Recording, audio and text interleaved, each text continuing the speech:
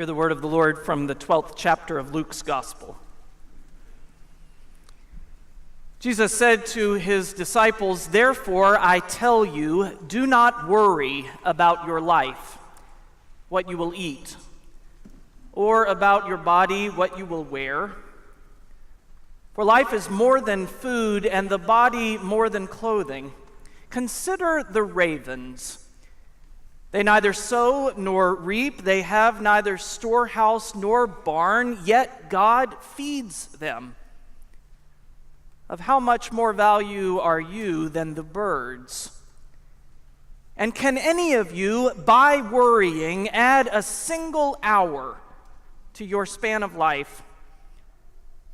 If then you are not able to do so small a thing as that, why do you worry about the rest? Consider the lilies, how they grow. They neither toil nor spin, yet I tell you, even Solomon in all his glory was not clothed like one of these. If God so clothes the grass of the field, which is alive today and tomorrow is thrown into the oven, how much more will he clothe you, you of little faith? And do not keep striving for what you are to eat and what you are to drink, and do not keep worrying. For it is the nations of the world that strive after all these things, and your Father knows you need them. Instead, strive for his kingdom, and all these things will be given to you as well." This is the word of the Lord. Thanks be to God. It occurred to me late on Wednesday evening as an endlessly delayed flight finally left Dallas-Fort Worth that this morning's sermon is primarily intended for our confirmands. The rest of you are welcome to listen as well. Perhaps you have heard this modern-day take on the Beatitudes of Jesus. Blessed are the pessimists, for they shall never be disappointed. I grieve that something akin to this cynical view seems to have become a creed in the contemporary world. Everywhere we turn, there are warnings against expecting too much, against getting our hopes too high, against trusting anyone or anything too completely. We live in an era of distrust, of suspicion, and with good reason. All around us, there are examples of infidelity, mismanagement, deceit, and scandal. Institutions and professions that were once assumed to be beacons of ethical responsibility are no longer immune from this sweeping skepticism. In December, the Gallup organization conducted its annual poll asking Americans how they would rate the honesty and ethical standards of people in a wide variety of different professional fields. I scanned the list quickly and was disappointed, but frankly not surprised, to learn that members of the clergy now receive ratings of very high or high by only 37% of respondents. That's an all-time low. I tried to take some comfort from the realization that members of Congress received high ratings from a paltry 8% of respondents. But sadly, it's not just people out there in various professions. We live in an age of prenuptial agreements and private investigators. Studies show again and again that we in 2019 have less trust in our neighbors, our teachers, our colleagues, and even the members of our own family. It seems that we have made distrust a kind of virtue. The story is told of a father who one day calls in his 10-year-old son to teach him a lesson. He has the child stand on a bar stool with his back to his father, then tells him to cross his arms, close his eyes, and fall backward, promising to catch his son. The young son is hesitant at first, but it's his dad after all, so he eventually does as he is told. As soon as the boy closes his eyes and plunges backward, his father steps out of the way, allowing his young son to come crashing to the ground. Bruised and confused, the son struggles to his feet. He glares at his father through teary eyes. "Why, Dad, why?" Father replies, "I'm sorry, son, but the most important lesson you have to learn in this life is that you can trust no one, not even your father." I think that same underlying message is delivered in 1,000 subtle ways every day of our lives. Trust no one. If living the faith is an act of trust, then lives dominated by distrust work against the grain of our faith. And yet, worry and distrust seem to most often gain the upper hand. I don't know about you, but I am capable of worrying about almost anything. I worry about the future of the world, the state of our political discourse, but I also worry that our milk is fast approaching its expiration date and there's still a half jug unused. And if you're like me, when it's 3 o'clock in the morning, any worry is magnified by degrees of intensity. In this morning's gospel, from the passage from the Gospel of Luke, Jesus speaks to his disciples. Remember, these are his friends, the 12 who have left everything behind to follow him. He speaks to them of the crippling impact of worry and of the trustworthy providence of God.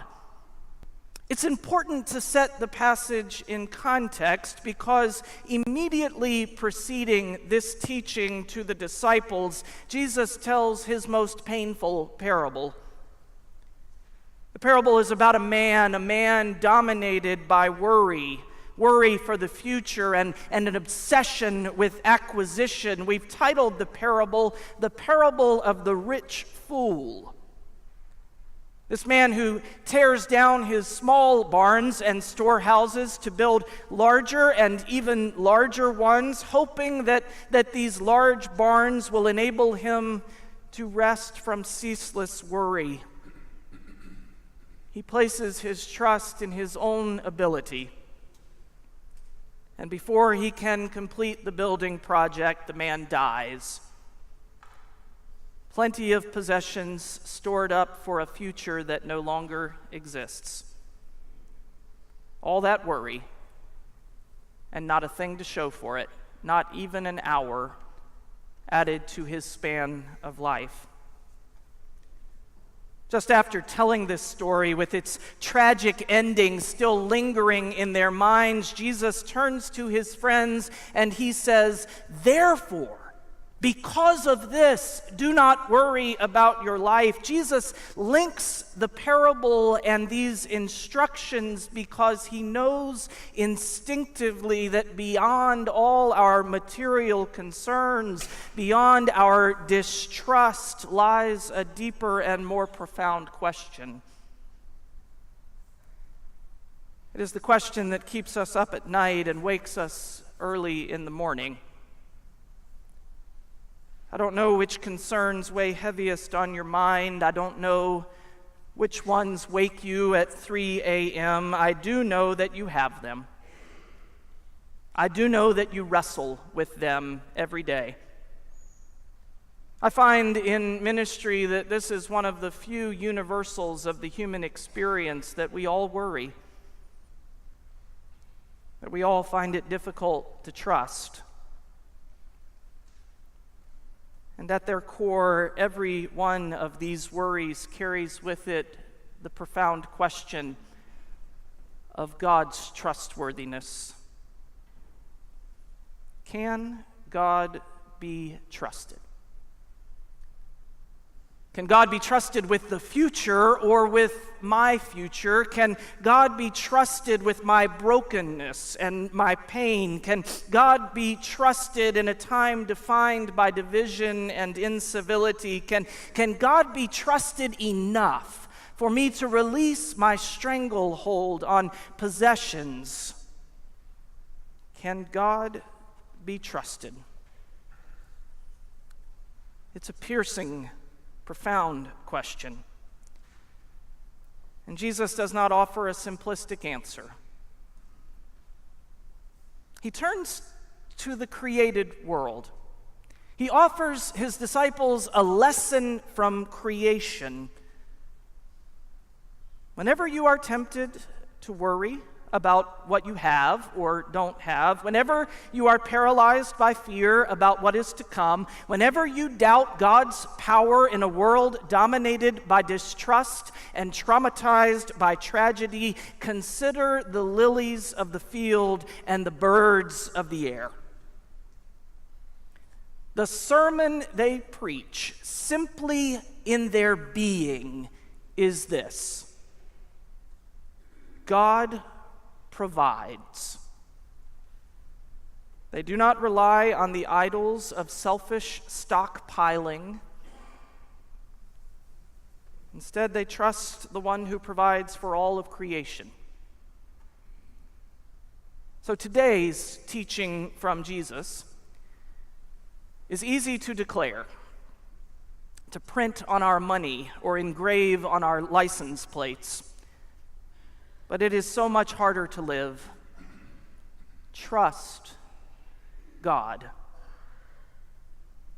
Part of what I think makes it difficult is the wide chasm between the kind of trust that Jesus describes here and these thin definitions of faith that are often trumpeted by overeager preachers. Please note that the kind of trust Jesus describes is not just another word for optimism. Jesus does not point to an abstract assurance that everything will work out in the end.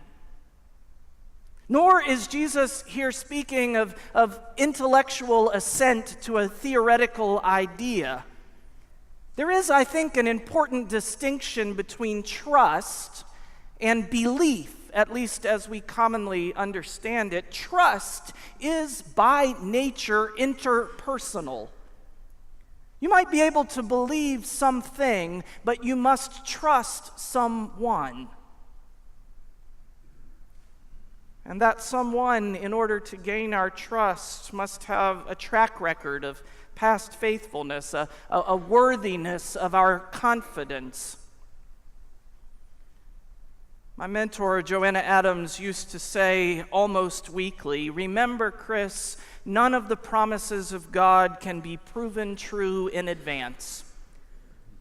But if you live them, they are true every time." God is deserving of our trust because God has been faithful.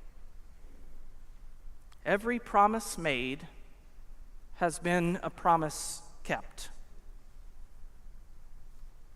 There is another important distinction between trust and what we might mean by words like faith and belief. To trust is to move forward in faith. You might say that trust is faith that has taken one step into the unknown. To trust in God is to actively lean into the conviction that you matter to God, that God will provide for you. Now, please don't misunderstand. I'm not saying that trust in God is a kind of magic potion, that it will ensure that everything is going to be okay the moment you flip the switch from worry to trust. But I am saying this. I am saying that worry is an enormous waste of precious time. I am saying that God is faithful. I am saying that many of my fears and anxieties are creations of my own anxious mind. If I did not deeply believe that God can be trusted, I would not stand before you today. And if I did not struggle every day with that conviction, I would not be living in the real world with disappointments and betrayals, deceit and unkindness. In just such a world as this, trust is never easy, and trust is always needed. To our confirmands, if you hear nothing else this morning, a scenario that I admit is likely, please hear this. Choosing to trust, even when it is difficult, is an act of faith and a step toward a more abundant life. This morning, as you confirm your faith, you take that next step. This community is proud of you. We rejoice in your commitment. And we ask of you that as we share this journey together, that you inspire and challenge us at every turn. We need your faith. Never stop growing in trust, and never let cynicism defeat the hope you feel today. As I was thinking about how we learn to trust, a memory came to my mind this week. The year before Samuel was born, my wife Sarah and I made a trip out west. We drove through parts of New Mexico and Colorado and Utah. 10 miles outside of Taos, New Mexico, we pulled over to see the Rio Grande Gorge and the steel bridge that hovers 565 feet above it. Walking out onto that bridge and looking over the edge, I nearly had a panic attack. My body was completely frozen in place, my knees locked and my heart racing. With Sarah walking beside me, I discovered the key to crossing that bridge. I looked straight down, only watching the next step I needed to take. One step at a time, until hand in hand we reached the end of that bridge. I think that's how trusting God works. That the space between God's faithfulness and our brokenness must be bridged by trust, one small step at a time. Jesus describes the radical trust of ravens and lilies who live in that one moment unencumbered by worry and anxiety. When I think of that kind of radical trust, there is a concrete picture in my mind. I see the wide eyes of an infant child held in the arms of a loving mother. Babies are like ravens and lilies. They are blissfully free of all cynicism. They harbor no grudge. They bear no distrust. In their eyes, we see the extraordinary power of vulnerability. To simply trust that the one who knows you most intimately and loves you most completely will provide for your every need. Think of the freedom that comes in trusting God with your life in that way. I can't say for certain, but that might just be what it is to live in the kingdom of God. Amen.